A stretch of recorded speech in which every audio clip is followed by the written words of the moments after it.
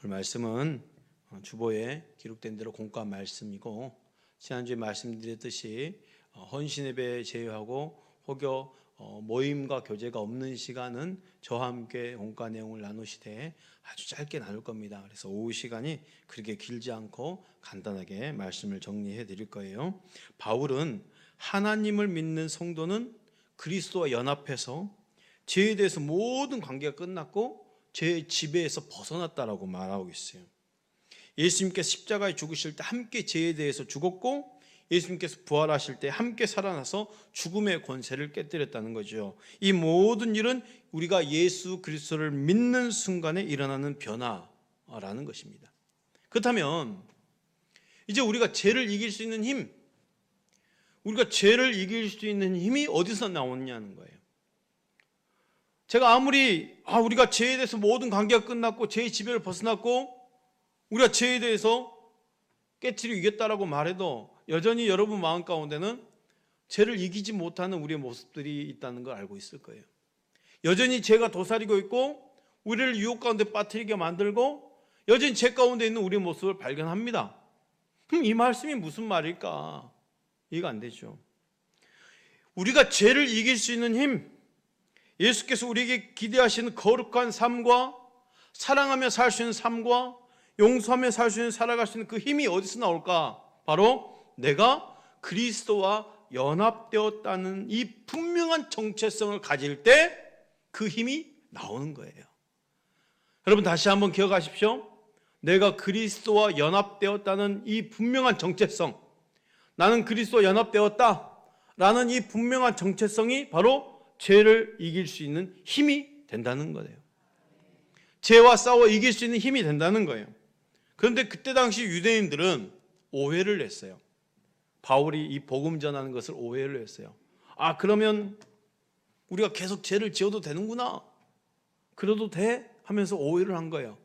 그래서 바울이 그 오해를 바로잡아 주면서 그리스도인은 죄를 이길 능력이 있다고 말하면서 1절 2절 이렇게 말하고 있어요. 그런즉 우리가 무슨 말을 하리요? 은혜를 더하려고 죄에 거하겠느냐? 그럴 수 없느니라. 죄에 대하여 죽은 우리가 어찌 그 가운데 더 살리요? 라고 말했어요. 우리 그리스도인들이 죄 가운데 머물 수 있을까요? 머물 수 없습니다. 이미 죄에 대해서 죽었기 때문에. 우리가 하나님께 받은 가장 중요한 은혜 중에 하나가 뭐냐면 죄사함이에요. 죄사함을 받아서 거룩하신 하나님과 관계가 회복되었고 하나님과 친밀한 그 속에서 하나님 나에게 약속하신 그 복을 누릴 수 있기 때문에 그렇게 하나님께서 우리를 죄의 지배에서 벗어나게 하기를 원하셨고, 성도가 그리스도를 믿을 때 그리스도와 연합해서 죄의 세력에서 벗어나게 하였다는 것이죠. 바울은 이것을 죄에 대해서 죽었다라고 표현한 거예요. 아까도 말씀드렸듯이 죄에 대해서 죽었다는 것은 죄가 우리 삶에 영향이 없다는 말이 아닙니다. 이해하시죠? 죄는 우리 삶에 영향이 있어요. 여전히 우리를 미혹하고 있어요.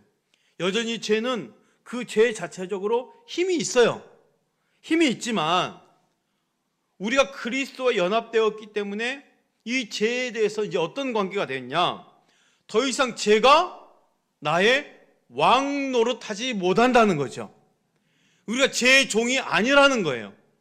죄는 나에게 명령할 수 없다라는 거예요. 여전히 죄는 욕망이 우리를 지배하려 하지만 우리는 그 죄와 대항해서 싸울 수 있다라는 거예요.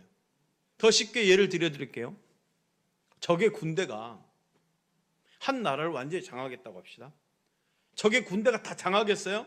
근데 아군들이 잘 싸워 이겨서 온 나라를 다 되찾고 정부 소재지, 통신 수단들, 기타 모든 것들 다 되찾아서 국민들에게 다 되돌려 준 거예요. 다시 나라가 온전하게 세워졌어요. 자, 적군들이 다 물러갔지만 완전히 물러간 게 아니고 산속에 막 여기저기 들어가서 게릴라가 됐어요. 쫓겨난 이 게릴라들이 여전히 덤불 속에서 막 역할을 하는 거예요. 힘을 과시하려고 하지만은 힘은 없어. 근데 그 덤불 속에서도 영향력을 막 행사하려고 정도 쏘고 여기저기 막 일을 한단 말이죠. 그런다고 해서 그 게릴라들이 다시 이 나라 정권을 잡을 수 있을까? 힘을 다 빼앗긴 거예요. 이제는 잡을 수 없는 거예요.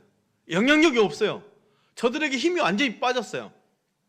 권력을 다시는 잡을 수 없도록 완전히 약해졌어요. 하지만 여전히 일부 지역에서 자신의 의지대로 조정하면서 괴롭힐 수는 있어요. 그러나 온 나라 백성들은 더 이상 적군의 지배를 받습니까? 받지 않습니까? 받잖아요. 저들의 명령을 받을 필요가 없어요. 그렇죠? 얼마든지 또 대항하면 약한 저들이 물러날 수밖에 없다라는 말이에요. 그리스도와 연합돼서 죄에 대해서 죽었다는 말이 바로 이 말입니다. 죄는 더 이상 내 삶 가운데 명령할 수 없다라는 거죠. 힘을 잃었다는 거예요. 우리는 죄에 대해서 대항해서 싸울 수 있다라는 거예요. 지금 이걸 바울이 말해주고 있는 거예요. 그런데 그리스도와 연합됐다는 것은 단지 죄의 권세만, 죄를 이기는 권세만 있는 게 아니에요. 더 큰 권세가 있어요. 더 큰 능력이 있어요. 뭐냐? 반드시 새로운 생명에 이르게 된다는 거죠. 말씀 볼까요? 4절 5절 말씀 우리 함께 읽습니다. 시작. 그러므로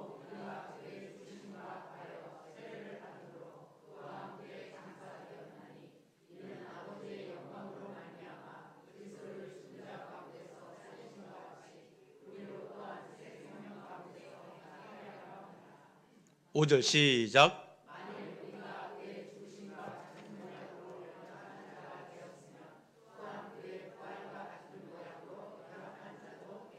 아멘. 그리스도와 연합한다는 것은요, 단지 죄를 이기는 권세만 있는 것이 아니라 더 큰 능력, 새 생명으로 태어나는 능력이 있다는 거죠. 그리스도와 함께 십자가에 죽었고 우리 주님이 부활하셨기 때문에 그 연합한 자는 다시 태어난다라는 거예요. 이게 새 생명을 받을 수 있는 가장 큰 힘이라는 거죠. 그게 세례라는 그 인치심으로 표징을 삼아 주셨다는 거죠. 세례는 뭡니까?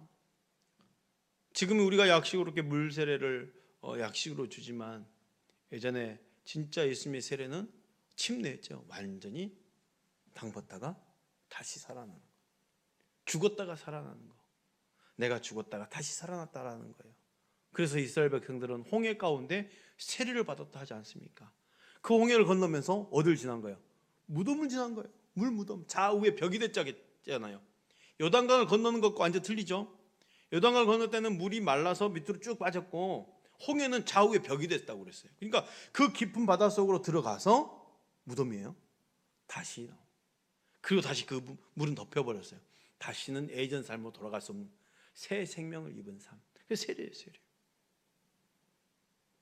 오늘 우리 오상 권찰님하고도 이렇게 식사 이렇게 같이 하면서도 성찬을 평생 처음 접하셨죠. 왜?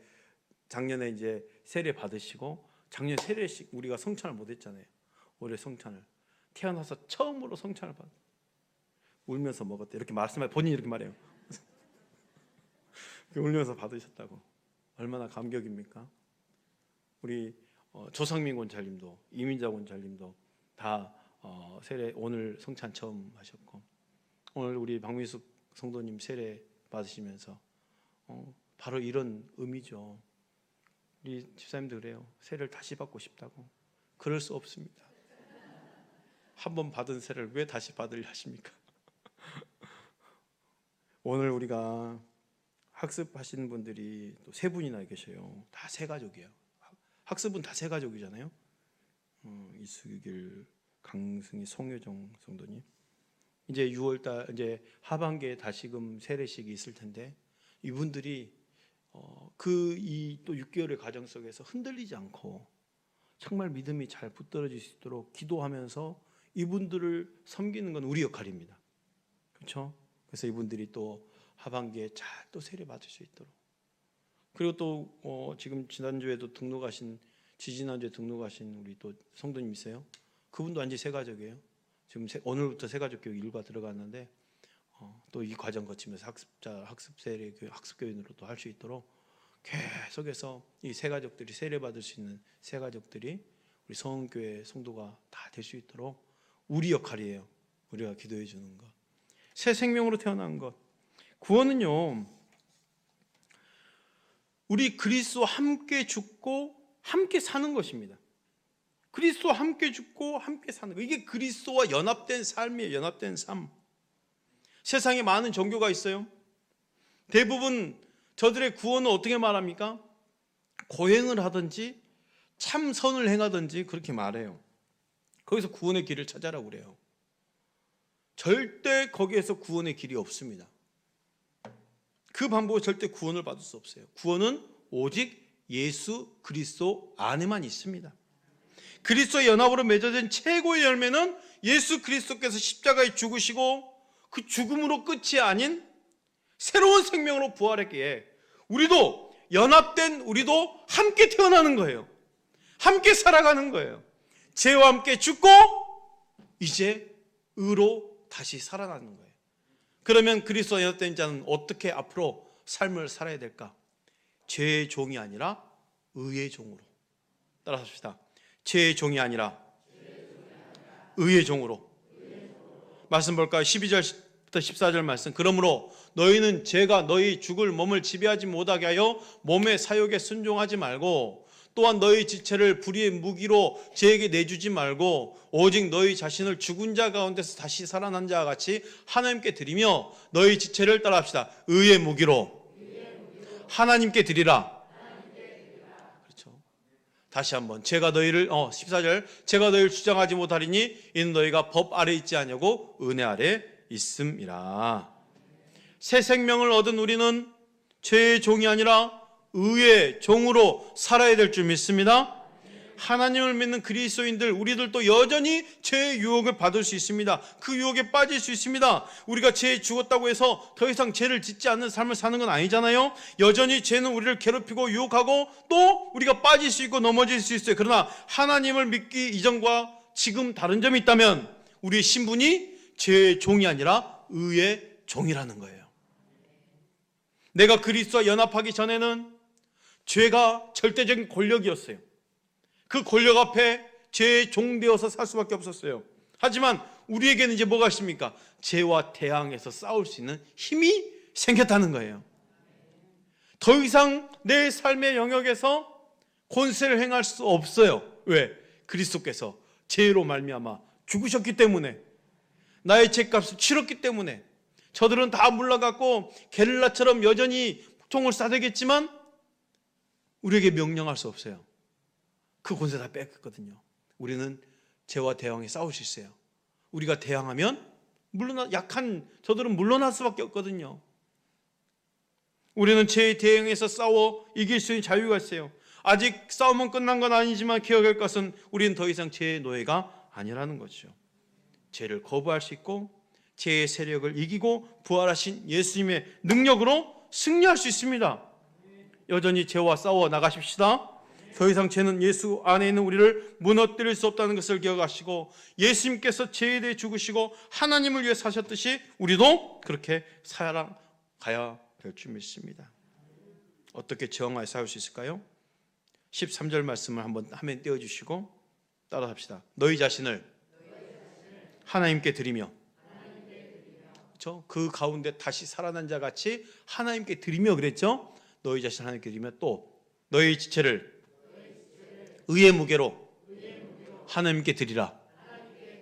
다시 한번 너희 자신을 하나님께 드리며 너희 지체를 의의 무기로 하나님께 드리라.